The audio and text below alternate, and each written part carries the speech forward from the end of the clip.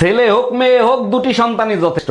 আচ্ছা ভাবি, আপনি 6টা বাচ্চা নিলেন কোন আক্কেলে? ভাই আমার তো 6টা বাচ্চা, আর আমার শ্বশুরের যে 10টা বাচ্চা তার কাছে জিজ্ঞেস করতে পারেন না সে কোন আক্কেলে নিছে? জিজ্ঞেস করছিলাম, সে যে উত্তর দিছে তা শুনলে আপনি নিজে বেহুশ হয়ে যাবেন। তাই নাকি? তার শ্বশুর মশাইয়ের কাছে কি জিজ্ঞেস করছিলেন? জিজ্ঞেস করছিলাম, কাকা আপনারা যে 15টা 16টা করে বাচ্চা নিতেন, আপনাদের কি খাইয়ে দেয় কোনো কাজ ছিল না? শ্বশুর মশাই কি উত্তর দিছিল? উত্তরে বলল, বাবারে তোমাদের মতো সারা রাত আমরা মোবাইলে সময় নষ্ট করতাম না। বাপকা বেটা সিপাইকা গোরা, আপনার ভাইও রাতের বেলা মোবাইল চালায় সময় নষ্ট করে না।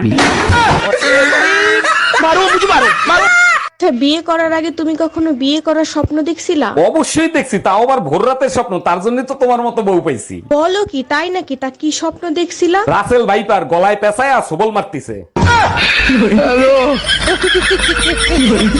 তুমি যদি আম হইতা কত যে ভালো হইতো।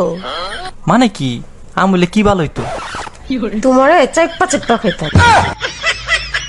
এই তোমারে বড় ল্যাংরা আম কিনে আনতে বলছে, এগুলো কি আম কিনে আনছো? আমারে কি বোকা মনে হয়? টাকা দিয়ে আম কিনবো, ল্যাংড়া করে আম কিনবো কেন?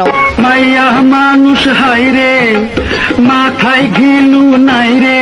যদি মাথায় ঘিলুই না থাকতো তাহলে ব্রেনে টিউমার হইলো কি করে?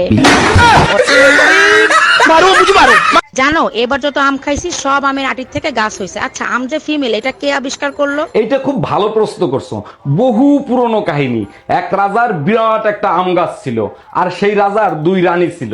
ছোট রানীকে রাজা খুবই ভালোবাসতো, বড় রানীকে সহ্যই করতে পারতো না। কারণ বড় রানী ছিল বিশ্ব দজ্জাল, যার কারণে বড় রানী প্রায় সময় রাজার হাতে মার খেত।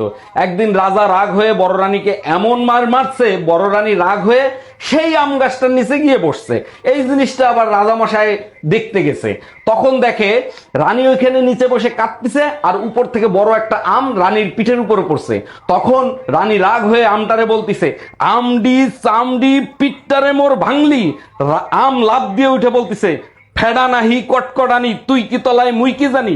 রাজা এই জিনিস দেখে সে বলল, বিশ্ব দজ্জালের সাথে যে তর্ক করতে পারে সে মেল হইতে পারে না, ফিমেলি। এখন আর রাজাদের শাসন চলে না, এখন রানীদের শাসন চলে।